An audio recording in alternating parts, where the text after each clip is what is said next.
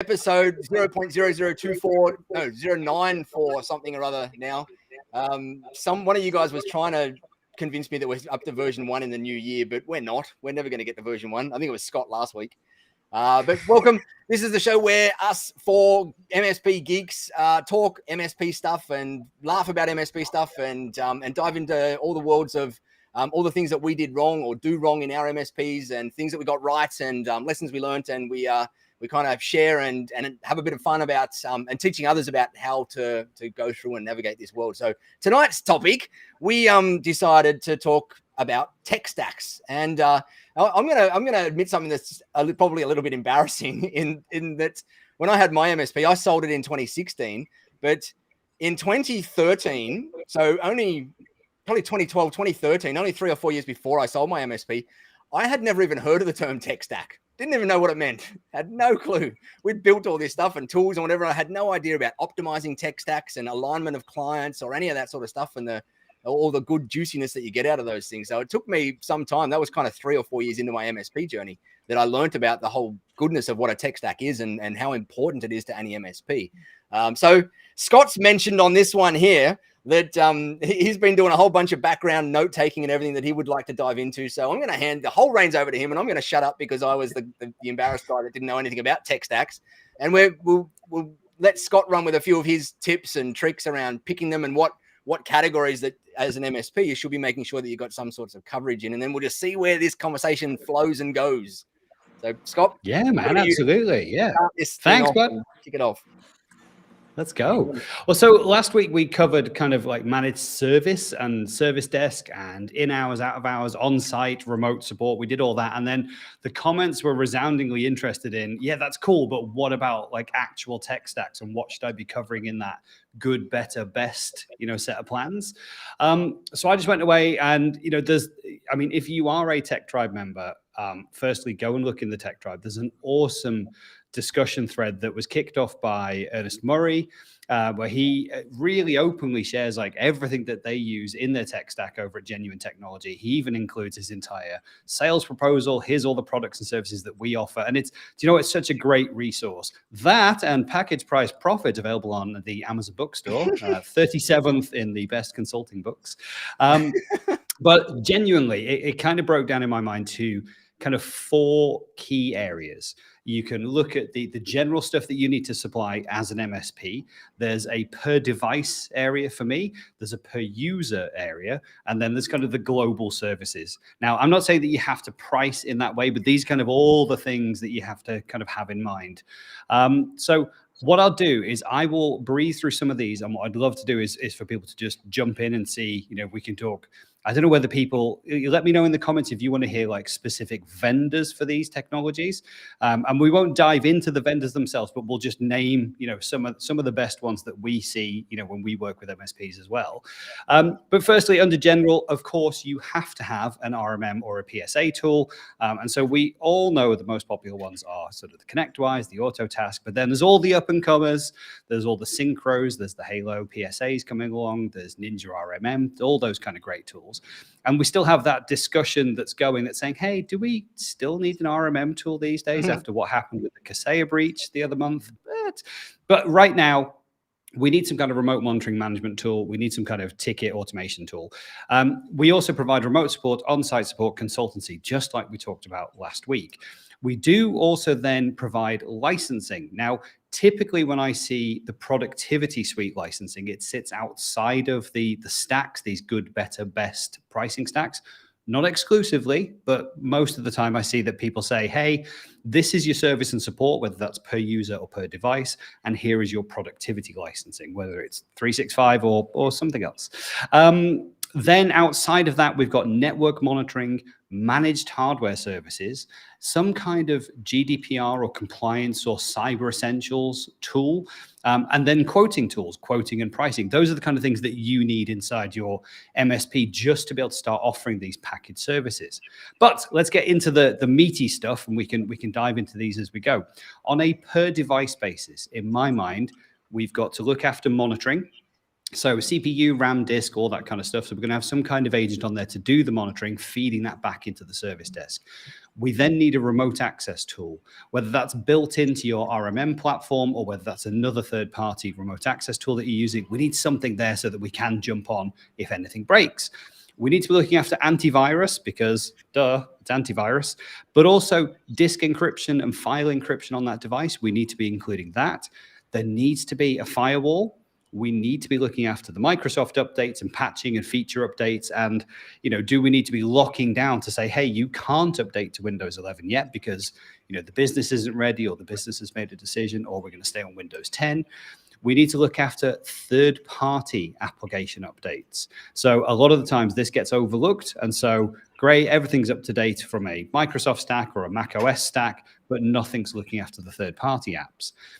Then I would recommend that we have some kind of configuration management so that we say, hey, this is how the device should be configured.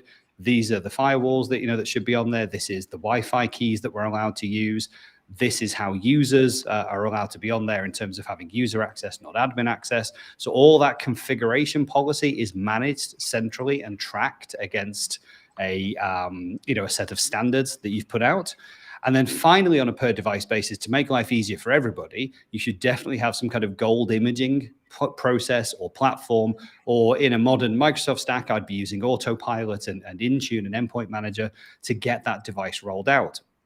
Doing that, I think, gives us a nice holistic management around a device. And I'm thinking particularly like Windows or Mac OS laptops and desktops here. So I'm just going to see if there's any comments. I just added a quick one into the end that that's one of my favorite on our devices is or my favorite to help me sleep at night. And that's threat hunting, like persistent threat hunting tool on there. That's completely separate to your AV or your next gen AV or whatever it happens to be.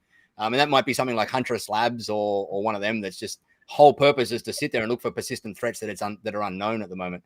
So that's another one that I love seeing in that per device mix with. Sorry, you go, Scott. No, I was going to say that's a really good shout. I think the threat hunting and the Huntress Labs and Huntress, as we know, are just so open about everything that they see from a technology perspective, every threat that they see, and also anything that they've done. We know that they had their own issues recently, and they were really transparent about what happened in their own organization. So I just think as a credible vendor for threat hunting, and analytics going on the device, they're awesome, as well as, on a wider perspective with Huntress. Really, really good shout. The other one I just threw in there at the end was application whitelisting as well. We also use an application whitelisting tool on all of our devices, and that's those two things add so much value to my sleep at night factor in our business. Just knowing that we've got those two tool sets on there as well. I think something's worth mentioning when trying to select these tools is loads of people. There's been a few comments around like which tools specifically, which vendors, and those kind of things. Scaling back a little bit. First of all, it's worth just knowing what kind of devices and what kind of things you're looking after. Because I know that the challenges lots of people have is if they've got lots of Mac clients, well, actually lots of the RMM tools don't do Mac as well. So it's worth just finding out what devices have your clients got, what you're trying to look after, what you're trying to do with those devices. So you actually know which tools you can then look at and investigate and trial and demo and all those kind of things, just to find out what's going on out there. Because I know certainly in MDM kind of solutions, there's a whole kind of issue with MDM with sometimes will be like Android heavy. They'll do everything on Android, but nothing on Apple, and then vice versa. And trying to find the solutions that can do both of them equally well and restrict devices and restrict applications, that can be quite challenging as well.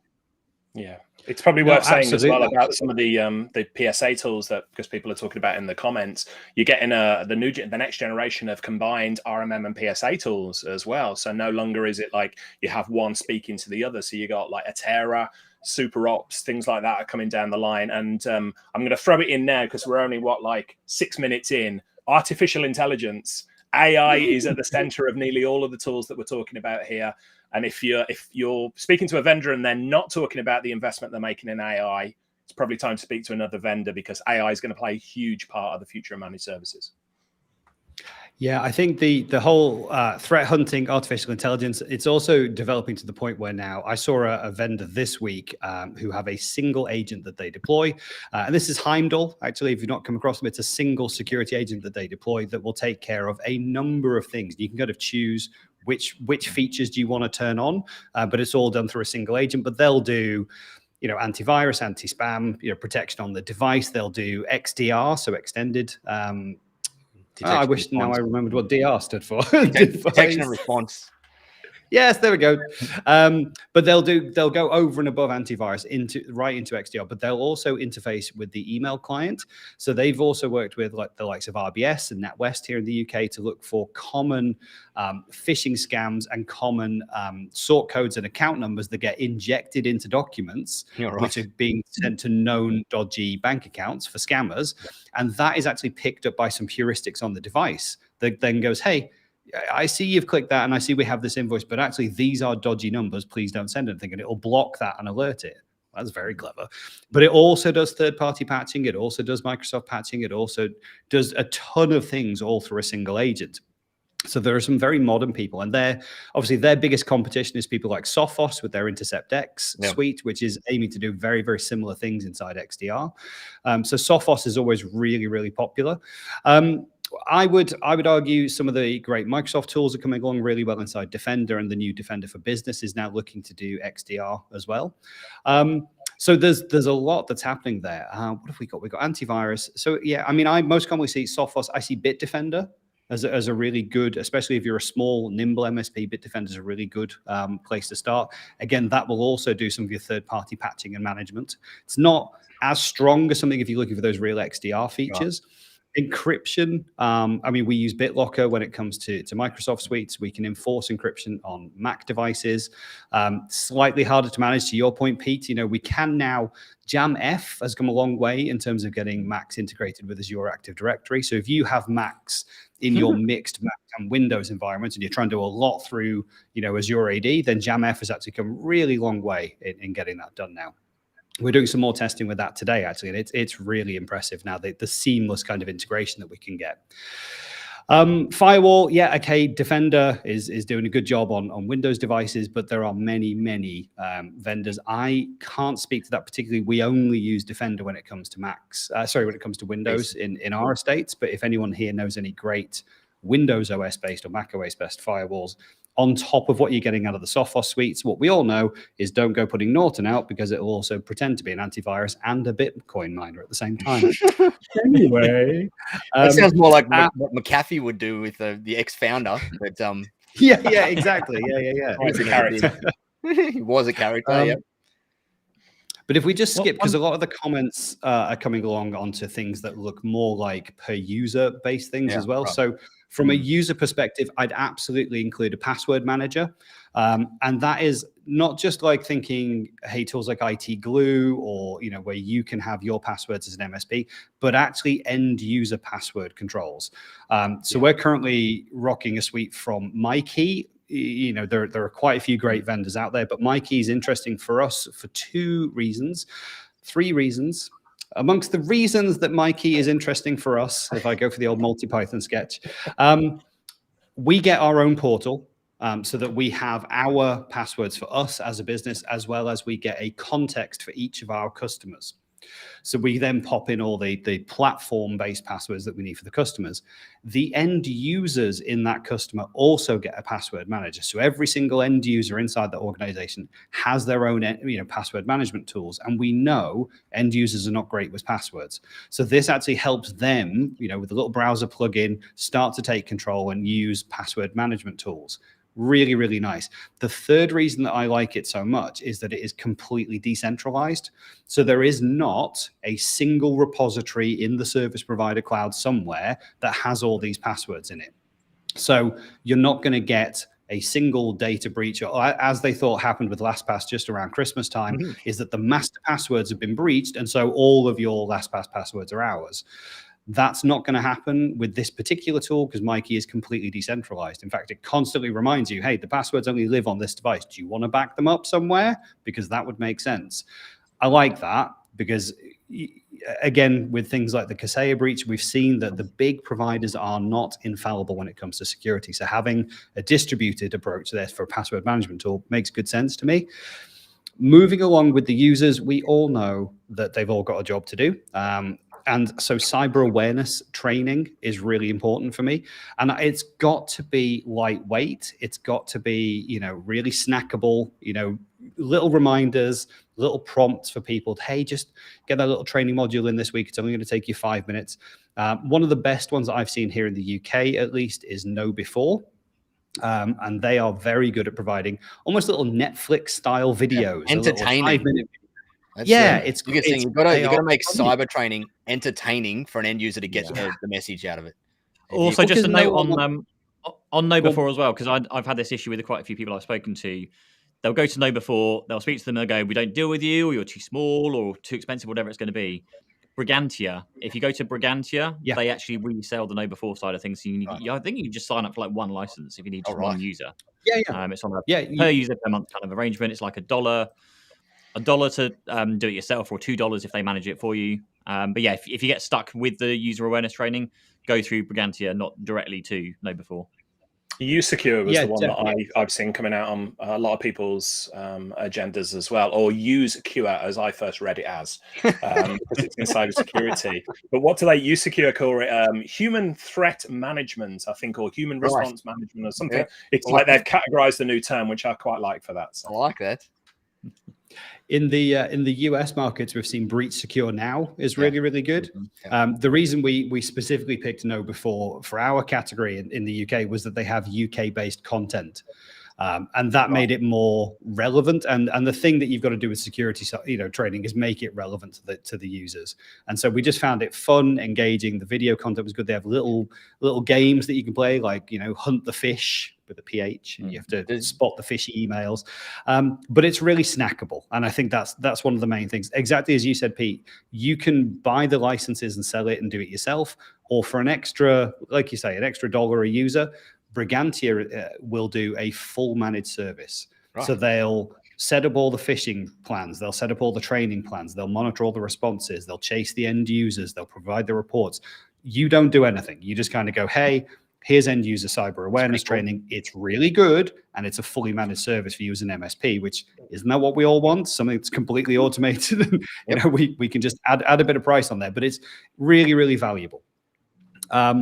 I would jump to, you need a web content filter. I've put that under per user. You might think it's per device, but generally the rules apply per users or per groups. But definitely you have to have some kind of web content filter. So whether that's, any DNS, again, Defender has a new module that is a web content filter that's built in these days.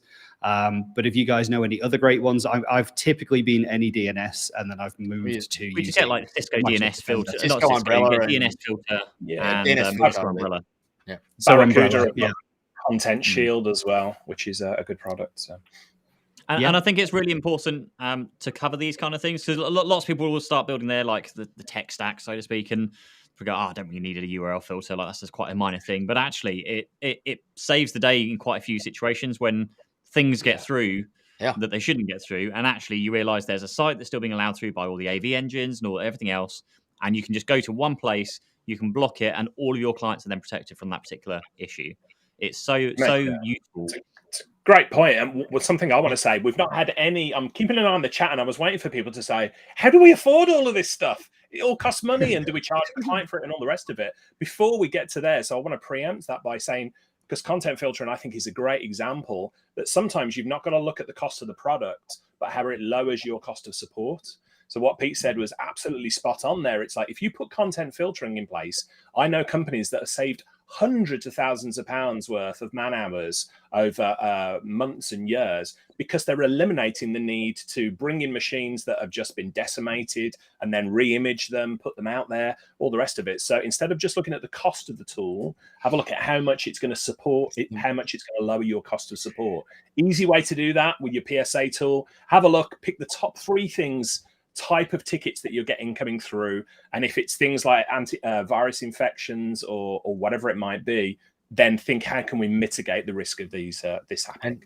I always like, when I'm having the sales conversations with the clients around those particular tools, I never like talking about the cost of having the tool. I like talking about the cost of not having the tool. And that gets them into a completely different frame of thinking about what the actual total cost of their business could be if they didn't have that particular tool in place, or that particular, like the security tools and approach that we take to things. So it's just a way to approach those convos that you're having in your sales scenarios is not to think how much this tool is going to cost us. It's how much to think it's going to cost you if you don't have the damn tool in place. Yeah. One thing that might be worth touching on, I know we touched on the end of the last session, is like the best of breed thing. So I know there's a whole thing, the whole MSP space is going through acquisition after acquisition, and particularly the PSA and RMM vendors, they're all just buying whatever they can and integrating it within their tool set. And there's quite a common theme that I see where someone will just go to ConnectWise, for example, and they'll go, okay, I'm going to buy the ConnectWise stack, and they get every single tool set. They've got the quoting tools, the RMM, the PSA, the remote support, like all of the things. But then actually, those things may not be the best of the best that's out there. It's not necessarily a bad thing as long as you're actually using all the features. And there's that whole discussion around like, just doesn't really matter what tools you're using, just use the damn thing and learn it the best way you can. But don't just default and go, it's ConnectWise. I'm just gonna whatever you want to sell, I'll buy it because it's all going to integrate nicely. It's all going to work nicely. Actually, that's not always the case. Certainly, in my experience, we dotted between different vendors and pulled in what we felt was the best. We kind of assessed, did demos, trials, whatever we could do, and not just once, not just the first time around when we looked at the tools first time. We kept revisiting years and years later, going, okay, this year let's have another look at that tool because hey, it would make sense if we could do those integrations. Actually, no, it's still crap. They haven't done any dev work to it. Let's stick with what we've got.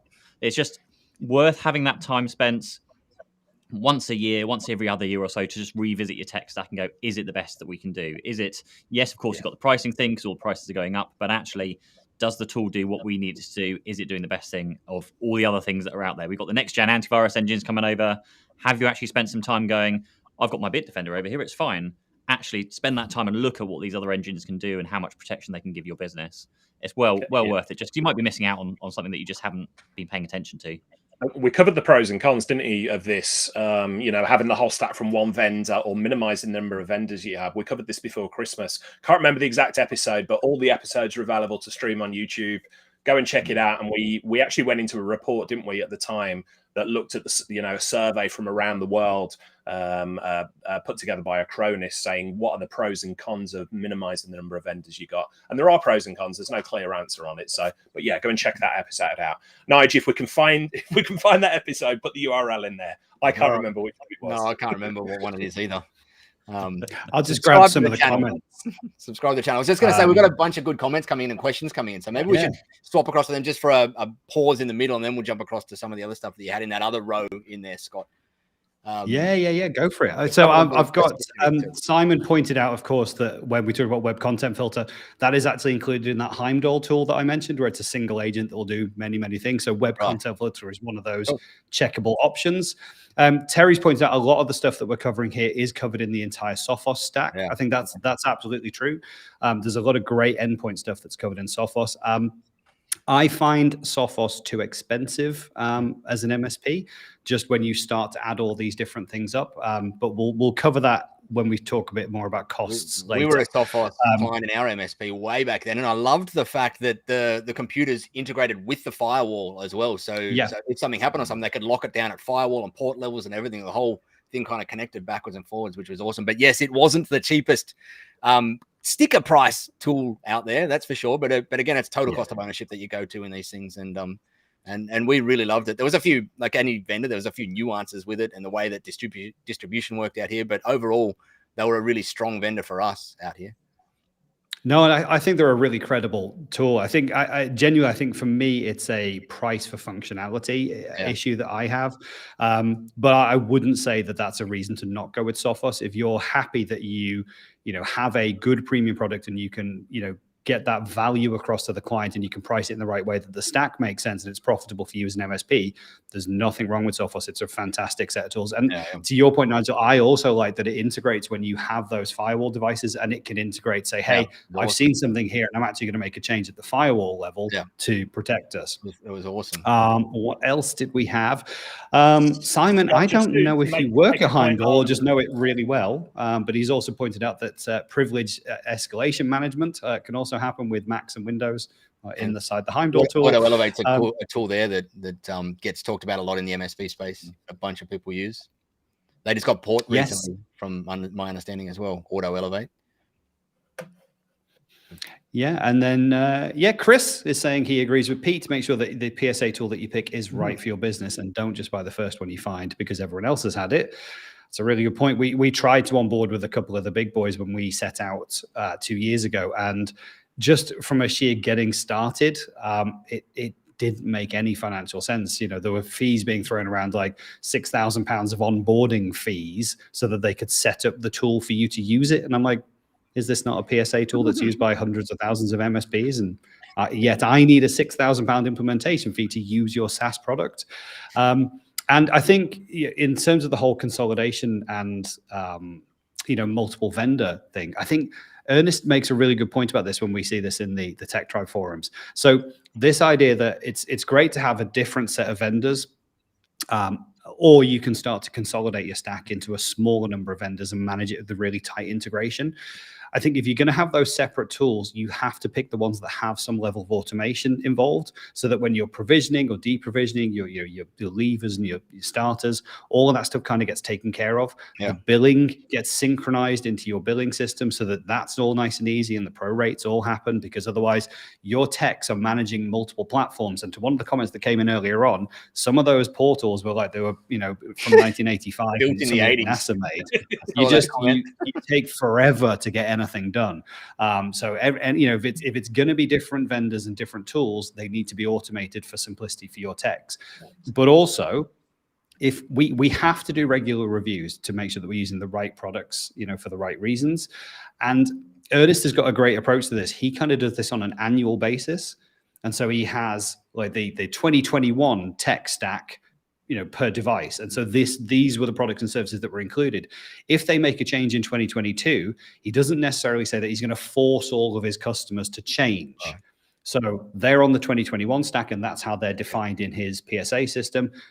People who come in on the 2022 stack have got theirs. He might still have customers on the 2020 stack, but they're clearly documented inside their PSA tool. Right. So that way, when the techs get a ticket that comes in, they already know which customer is on which product and what services should they be using. Because one of the hardest things is when you do choose to change horse, let's say we're stopped going to use Microsoft for everything in terms of security, and we're going to jump ship to Sophos. Well, that's an increased price. So am I now going to go back to all of my previous customers and upgrade all of them? Are they on a journey to upgrade all of them? Or how do I tell the guys dealing with the tickets which customers on which stack? And so I like Ernest's approach to that, which is he's kind of tagged the 2021 stack, the 2022 stack. And so he's committed to this annual review of what's in, what are the products, this is what you get. And it saves kind of changing horse, jumping ship, one of those. It saves you doing that mid-year, because it's no mean feat to go and choose the next set of products. You have to evaluate, you have to test. You can't just willy-nilly change these things, because then you've got to reproductize them. You've got to do your commercial models. You've got to get all your sales materials up. Then you've got to do the migration. The biggest chunk of all. And that's the if you're then going to go and change all your clients, you've got to move them all over. And all of that is a distraction from building, new revenue, new customers. It's a distraction from the great service that you want to give to the customers, because as far as the customer's concerned, they're still getting a great technology security service that you're taking care of as their MSP. You've got your reasons to move, maybe for price, maybe for features, but for the customer, they're probably not really bothered, right? So when you choose to make those things, I like the idea of doing it on an annual basis, because it will be less of a distraction to your day-to-day. I would love to see how that looks on like both an invoicing point of view and like a security report point of view. So if someone gets hacked and they just say, well, this is what we're paying for, and it says that you're paying for the protection that protects you against 2021 viruses and declined upgrades to 2022 viruses. Agreed. How that would come off. Yeah, agreed. I think you've got to weigh it up in that that some stuff you might review yearly, but security stuff, you've got to review that real time, all the time, right? Like new threats come along, new hacking types of things come along. That stuff's got to be added to stacks immediately. You can't wait for the year review for that sort of stuff. But when it comes to things like backup vendor changes or some of those sorts of other ones, they're the sorts of things that could probably go on an annual cadence or a whatever sort of cadence you end up coming up with in there. I think if new tools come along, I think that's really cool. But then do you go back and enforce that on all of your existing customers? Do you put the price up for everyone? Do you go and have a conversation that says, hey, we recommend that you add this new product because we're adding it into our stack? How does that work? Would you just like to just eat the margin on that for all your existing customers? So if I had an MSP today, one of the ways I would seriously consider approaching that would be that all of my customers are on either the one stack or the one of the three stacks, like the good, better, best, or just a single stack.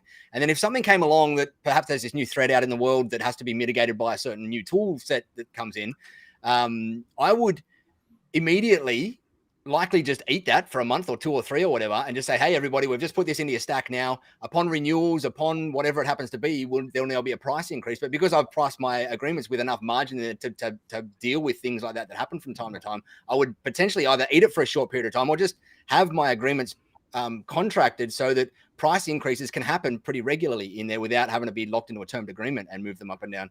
And I think that's how I would personally approach it nowadays, so that I could have that flexibility of putting stuff in when and where I wanted it to, and where the need arised to, without having to wait for that kind of renewal process or whatever it happened to be, and kind of just keep that singular stack, like that singular covering there, so that I know that it's everyone's got it.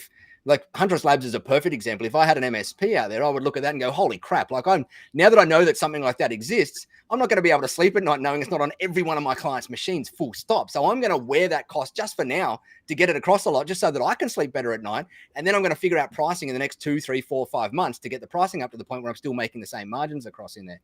And that's how I would probably do it if I was to run an MSP today. There's millions of ways to approach that, though, like that kind of annual review or termed contracts and renegotiating then and throwing everything in. But you got to work out what works for you. Yeah, I think some of the MSPs I've spoken to recently have maybe trapped themselves into a corner because they were so keen to lock in that 3-year commitment from the client that they've kind of fixed the price for 3 years. They've also, in some cases, they've fixed the licensing price for 3 years. And as we all know, there's big changes coming up in March for, a lot of the Microsoft licensing, and they're already having to eat quite a bit of that. And, there might be some naivety that's happened in some partners, but it's definitely something that I've seen with some of the people that I've spoken to, in that they've fixed those prices. And so, as these new threats come along, it's hard to go, well, I'm just going to throw those in and I'm going to eat the margin, because there's no space for them to kind of grab that back. I think they have to have a strategy that says, hey, we're going to add this on, and maybe you add it on at minimal margin, just to get it on there. If it genuinely is going to protect the customer, but also if it's going to cause you less hassle and less pain as the MSP, because they're not going to get breached, and that's going to make my life a lot easier and less tickets and all that kind of stuff, then there's good reasons to do that. But I think not everyone, especially if they're looking for an exit, not everyone they is want the kind of evaluation. Monthly. Then they're not on these monthly flexible contracts. They're not even on yearly flexible contracts. They've tried to lock people in for longer term, and so it's difficult to just add things into the stack. In saying that, though, I've seen a number of MSPs have terms and flexible contracts, like mix the best of both worlds together. So you've got terms, but you say, hey, as part of these contracts, you're locked in for 3 years because we need to make sure that we know the resource for your agreement and whatever it happens to be. And sometimes clients need to be locked in because there's board mandates and whatever to go and sign up with suppliers for 3-year agreements. But we need some flexibility in this agreement to move up and down based on the current market conditions of security landscape and whatnot. I've seen a few MSPs approach it that way pretty successfully. And you can come up with any sort of contract, rules, agreement, structure, or whatever you want nowadays, as long as you get a good lawyer to help you craft it up. You can make them termed and flexible and have the best of both worlds in things now. So you can get pretty creative in it. Scott, you mentioned hassle and pain, which is that you could argue is the life of a managed service provider. I wouldn't be so good to say that. I want to bring the conversation back to, we're talking all about the technical tools, and especially when you mentioned about best in breed, I want to talk about, the difference between best in breed and the culture of the supplier that you're working with, because it can cause an incredible amount of hassle and pain if you're working with a supplier when things go wrong and they're just not there for you. They're not good. And we know there are players like that in the managed service provider market who have probably got technically the best of breed products. Now, one MSP that I know in the US did an analysis on this really, really well within their business. And it all came down to something we're always banging the drum about, which is tracking the amount of time and the profitability of tickets within your business. What they did was they made sure to tag each of the tickets, or to highlight on each of the tickets within the PSA tool which vendor product was causing the issue if it was known. And then once a quarter, they'd go back and look at it and say, hey, actually, we've implemented this tool and it's supposed to make life easier for us. It's supposed to lower our cost of support. But over the last 3 months, we have had more tickets for that for that product, for that vendor, for that tool than for anything else. What it actually helped that MSP do was then go back to the vendor in question and say, something's not going on right here. And so, Pete, you were saying earlier on about like implementation cost and, $6,000 for a PSA and all of that. Many MSPs forego that sort of implementation, and it's a frustration for the vendor. But if you can highlight and say, look, we've got this tool, we're paying for this tool, we're spending way too much time maintaining it and keeping it going, you can then go back to the vendor and say, right, we're thinking about moving on here. What are you going to do about it? And most vendors will say, yeah, we'll send a consultant, we'll give somebody there, we'll even reduce the price of the tool or whatever it might be. So again, it's a fundamental of managed services, looking at the profitability of not just your clients, but of the vendor relationships you've got as well. Really important one, because you can have best of breed product and crappy support, and that's going to eat away at your profitability. There's a couple of things I'd mention there. There was the first around, sorry, I'm just making notes here. First around when you're looking at introducing like new product sets into your packaging or pricing, what have you. Something that which we did a few times successfully was, if you're bringing in something that's like the cybersecurity awareness training, and you want to get that bundled into your product, or you just want to bring it into your business, but lots of them also have like minimum commitments, like you need to buy 500 licenses or whatever it's going to be, 500 seats or 200 seats to get started. Actually, if you and be interested what you guys think about this, if you email your client set and say, hey, we're looking at bringing this product into our offering, this is what it's going to offer, these are the benefits and all that kind of stuff, roughly speaking, this is going to be what the monthly price is going to be like.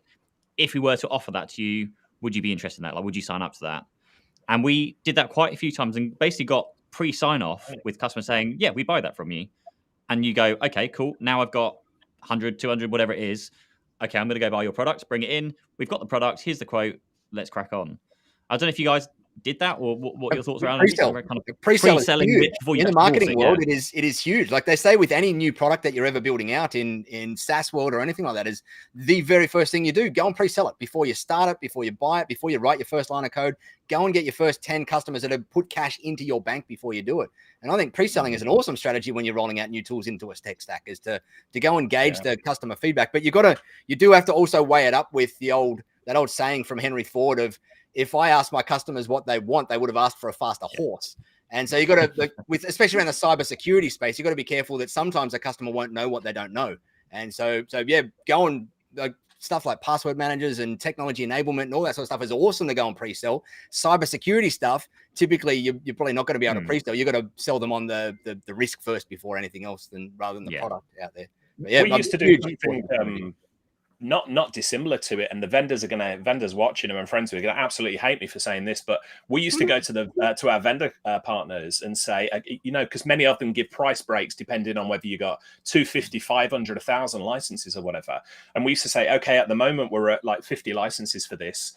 If you give us the price break of 500 now, we commit in the next 6 months to reaching that level. We will go ahead and do that. And again, so rather than, we've talked many times about this MSP and vendor relationship, rather than going to them and saying, gimme, we'd say, look, we're going to make a commitment to it. And 99.9% of the times, the vendor would say, sure, if you commit to that, we will give you the pricing now. Some of them would actually get a little bit cheeky and come back and go, well, okay, we can do that. But if you fail to meet 500 licenses, we're going to back charge. And we say, no worries, we're going to stand by our convictions on this. But for anybody watching who's looking, to get the price break and looking to get a head start on it, I think that puts some degree of pressure on you as a sales team as well, then, to go out and to make this happen, rather than it just being another tool sitting there on the stack that could lower your cost of lights a fire. Yeah, exactly. Fire under your butt, which is good. And there's nothing like a little bit of self-enforced motivation out there as well when you do things like that. To just agreed. Burn the bridges. Exactly. So, I remember in my burn MSP, burn the boats. That's the one. There was a number of tools in my MSP that I signed up for with the best intention to go and sell it out to everybody with minimum commitments in there. And then I just did nothing with the bloody thing and sat there paying this $1,000 a month here and $500 a month here or whatever it was without going out and selling it. I think we've always been in the. I think everyone's been there also, where they bought the tool, tried to sell it, failed to sell it, and now you're stuck paying the bill that you can't do anything with. Yep. Or you've sold it to one customer. If you've got the commitment, you'll find a way. Yeah, exactly. And then just briefly, the second part of that was you mentioning about like the reporting and profitability per vendor and those kind of things. Honestly, you can do so much with like your accountancy tools nowadays. Create account codes for both the money you're making from that particular product and the revenue you're spending on it, and you can do comparisons and profitability from that as well. But also a tool I'm a massive fan of, and I know we're not meant to get into like vendors specific, but BrightGauge, which is owned by ConnectWise now. Yeah. BrightGauge is such a powerful tool that I found. It basically integrates with everything that I've come across in the MSP world. There's a few kind of niche newer vendors that it doesn't, but generally speaking, and you can cross-reference a ton of data. You can bring in your accountancy information, your PSA information, so you can compare like the finance data based on the number of hours you're spending on certain things. If you're billing out of one system and logging data in another. And it can be so powerful for actually giving you the data so you can show stuff internally that you need to focus on, but also showing that data to your clients and having like a client-facing report, because it will filter out all of the other customer stuff and just give them their data automatically without you having to create like 50 different reports for 50 different clients. You can work on one template and it just filters a lot out. So yeah, massive fan of using something like BrightGauge to do that. Plus one, we were a huge fan of them. We were one of their first very customers when they first started, and worked closely with Brian and Eric to help get the system built. And it was bloody awesome. Loved it. Yeah. I haven't used it for 5 years now, so I don't know what it's like nowadays, but it was an amazing tool back in the day. And it's even better. Right, I can imagine. Right, Scott, where do we get up to on we got as far as web content filters. So next on the list, we had some kind of cloud file backup for the per users. So, I mean, this might be OneDrive, it might be Google Drive, just something simple that's making sure that those files on the end user device are backed up and accessible somewhere else. But it could be Veeam, it could be Datto, it could be any of those things that are just making sure that the device files are backed up. Do you back up Office 365 files on the per user basis as well? Do you guys use one of those tools? So we use Dropsuite for Office 365 backup. We also use Skykick for some clients. Right. We would sell Dropsuite just again because it's simple, it's integrated with our distributor tool. Yeah. And so like invoicing and billing is just taken care of, but we have some legacy clients that we've inherited and they already had Skykick. So they're on Skykick. It's one of those things where if they're already embedded into a backup system, exporting and moving that data onto something else, it's easier just to leave it where it is. We just moved to slow crunchy portal. Spanning backup, we had spanning in there to do all of the because we're a Google workspace, so we've drunk the Google Kool-Aid, but we moved across to Dropsuite for something I was saying earlier. It's just so much easier to manage and maintain to do that. So spanning the backup was the interface was a little bit sort of Windows 95 view, whereas Dropsuite is a fairly modern product. We had our first restore that we needed to do the other day as a team, like a pretty significant restore the other day, because one of our staff members accidentally did something, and it was like restored within like 2 minutes.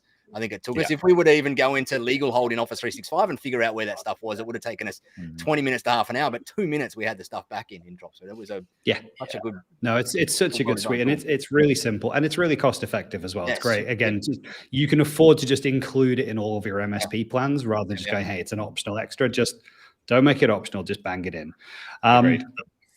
Mobile device management or mobile app management is the next piece. So again, we all know that in every business, people are just using their own devices. It's very rare that we find an organization, and we do see them, where they've completely locked down 365 or G Suite so that you can't access it from other devices. Interestingly, the meeting that I had to rush off to last week with the German organization had entirely locked down 365. You couldn't access anything unless you came through their corporate firewall and their VPN. And even on mobile devices, it was verboten, which was a very interesting approach. They were very, very strict. More importantly, did you close the deal? I don't know. It's a real difficult one. So I won't go into it. But you absolutely have to have some kind of mobile device or mobile app management. And the simple premise being, if it's corporate devices, Windows, Macs, mobile devices, iOS and Android, you should be locking those down, restricting them as much as possible. If it is bring your own device, whether that's, again, Windows, Mac, or Android and iOS, you have to have a set of policies that apply to the business data that sits inside those.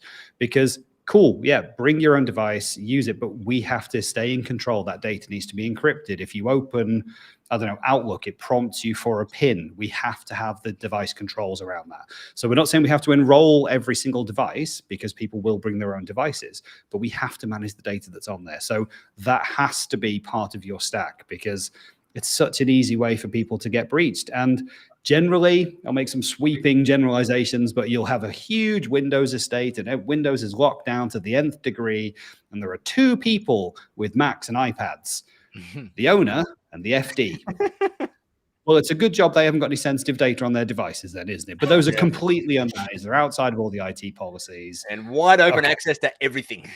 Yeah. And the rules don't apply to them because they're the boss. Yeah.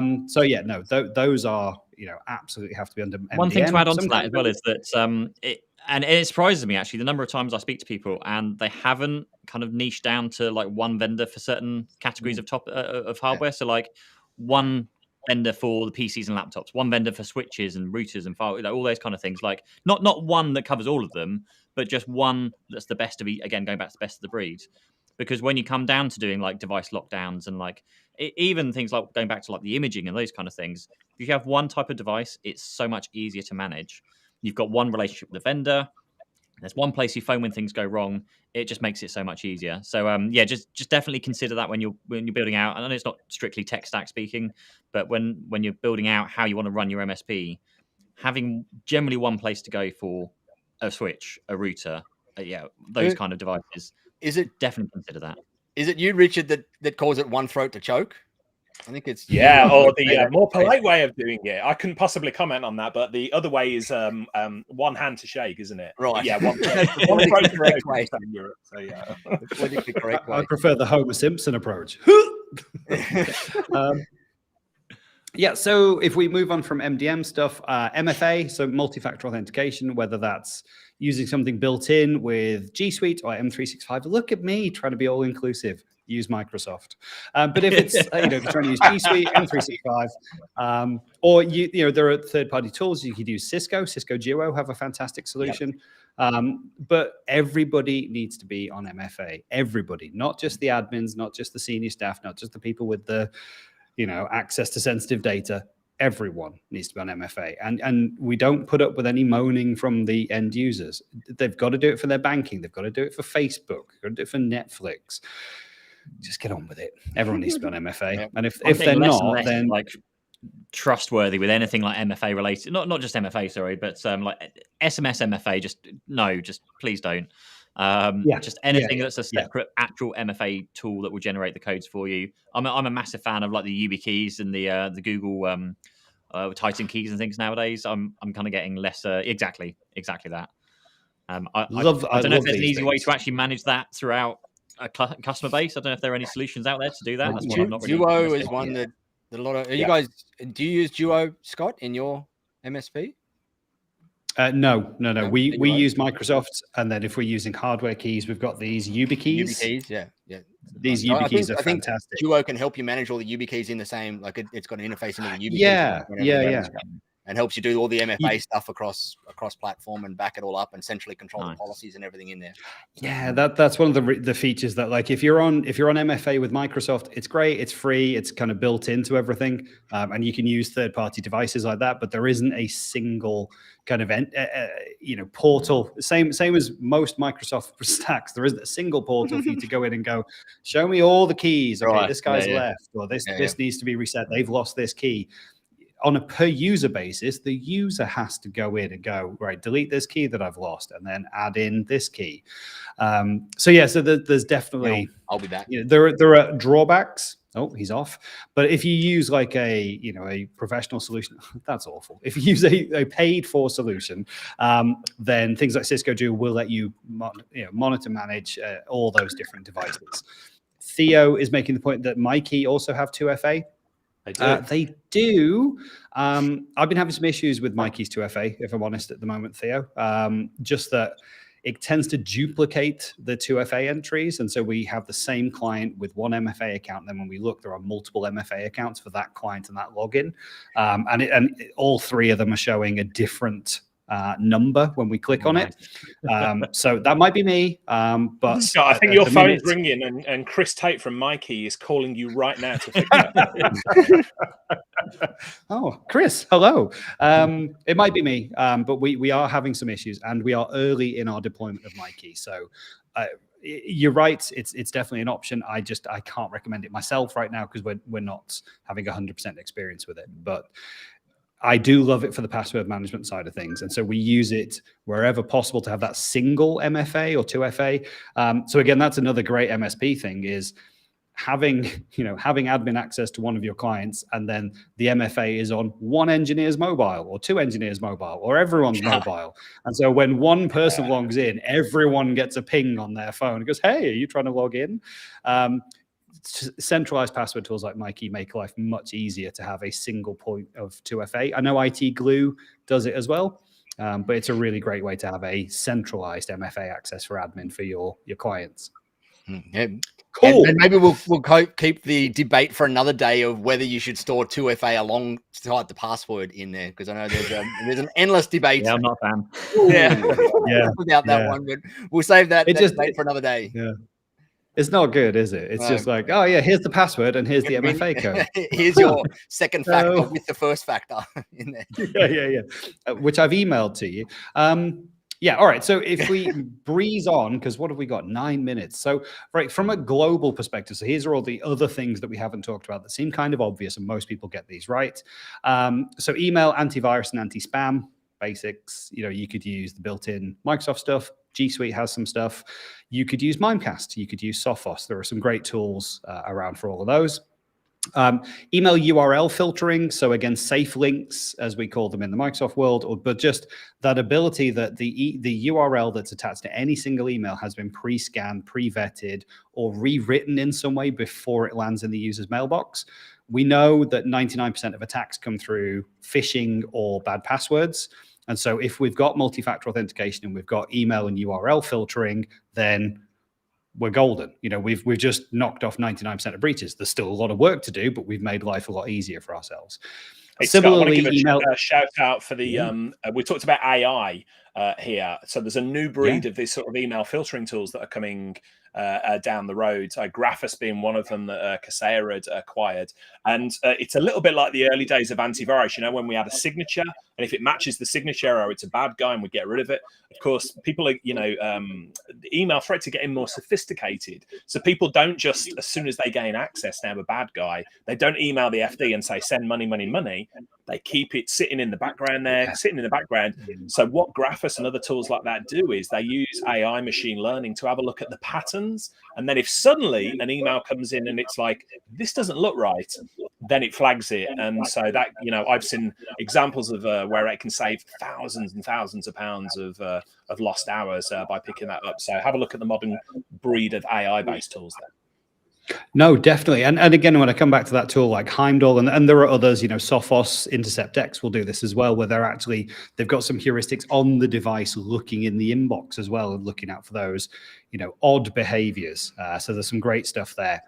What else we got? Email signatures. So generally, people want a central email signature. So Exclaimer seems to be the most popular one that I bump into, just to have a really easy, integrated with G Suite or 365. Look at me again.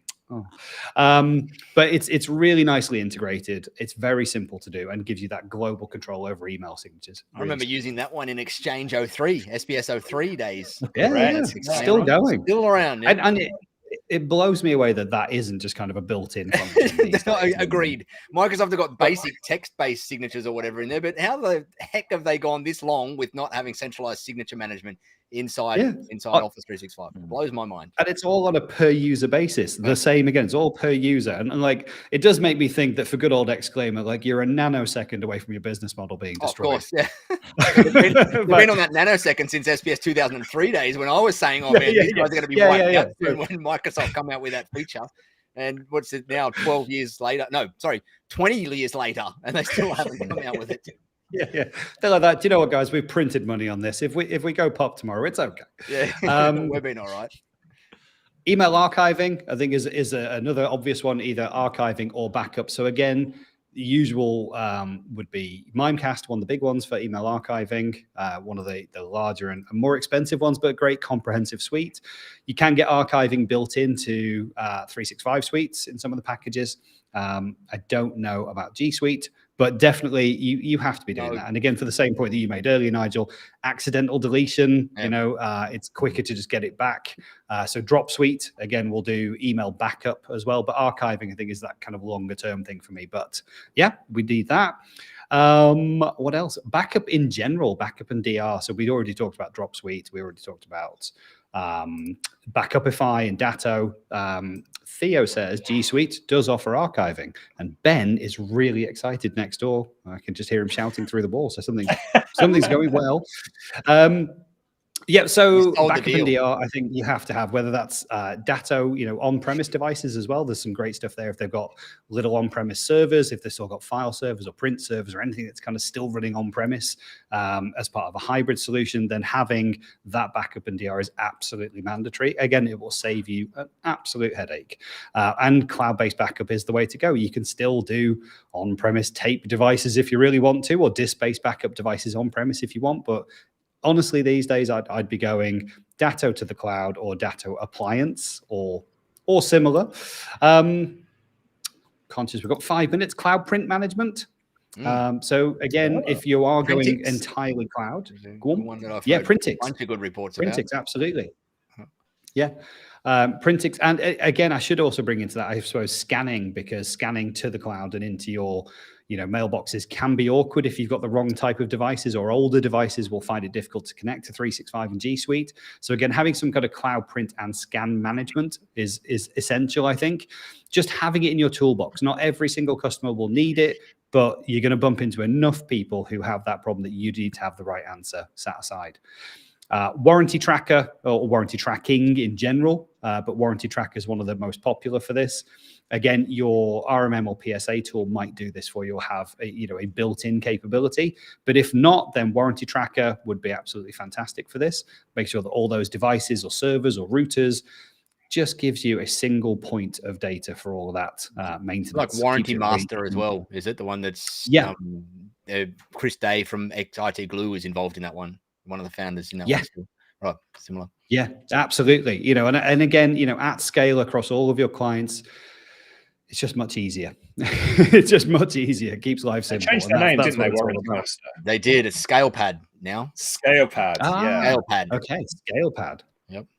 I'm not going to remember that. I'm going to remember Warranty Master. Yeah, I think I still remember it as Warranty Master. ScalePad. I've reached an age I can't retain new information.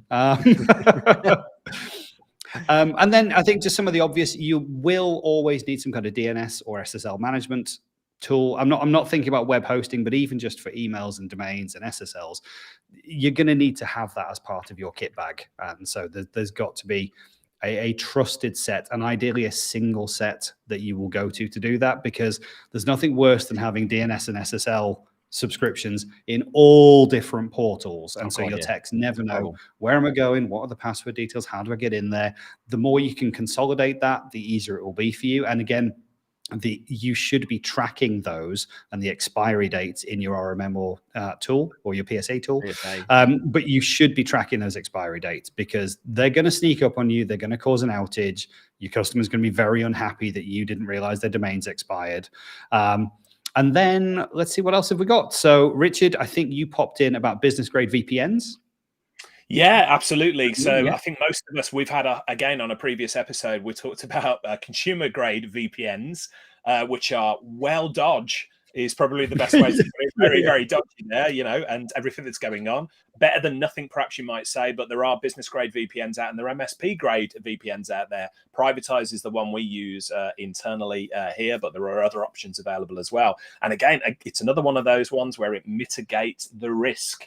If your clients are out and about, here in the UK, we've just opened up again, and people are being told to go back into the office. But previously, people working from coffee shops, hotels, cafes, everywhere else, using Wi-Fi, provided by who knows what, doing who knows what with the data as well. So a VPN, I think, is a must nowadays. Yeah. And I think it's now into the stage where there's the next layer of that coming out as well. All the secure global networks and the SaaS. I don't know how you pronounce this one. SASE. I don't know if SASE is it. That SASE probably. That are coming out like Perimeter 81 and Toddle and all of those sorts of tools. Yeah, SASE. Those awesome tools that are coming out that are taking VPN to the next layer up now, which is super cool.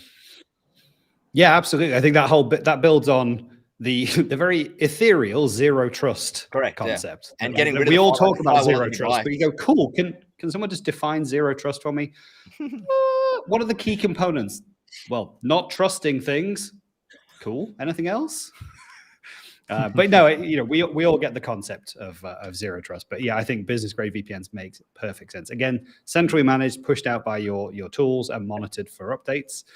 And then the last one, Pete, this looks like you, CRM or marketing platform. So something like ActiveCampaign, something like that.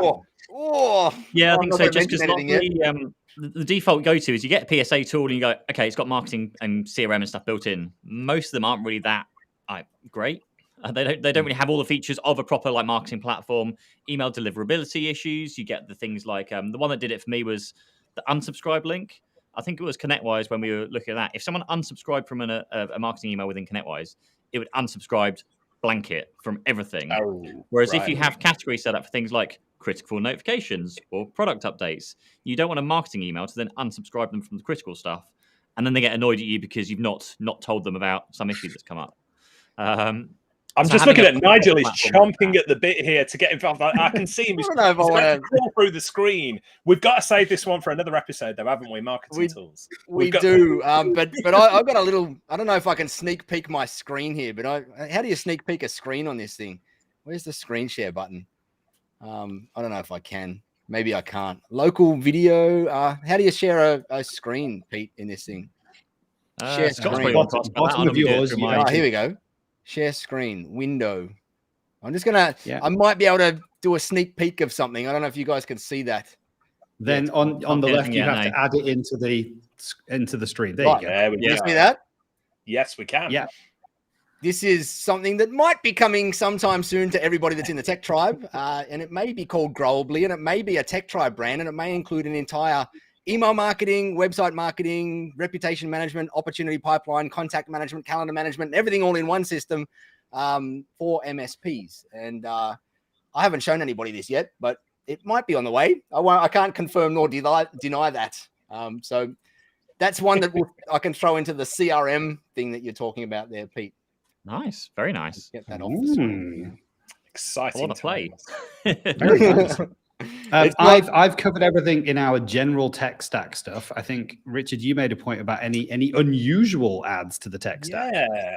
So Wayne Gretzky, was it, with the ice hockey player? He says, I skate where the puck is going, not where it's been. So I just want to give a little look ahead, maybe as a teaser for next time, of some of the things that I'm seeing being added to the tech stacks that are unusual at the moment. The first one that jumps up there is network monitoring.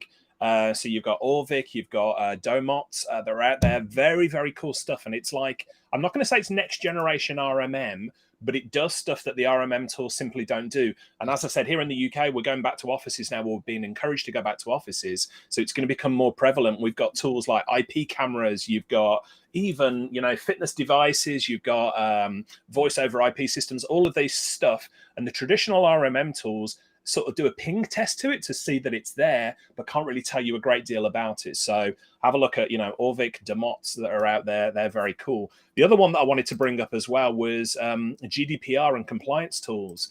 Massive, massive opportunity for managed service providers here. The number one tool I recommend in the UK would be Keepable.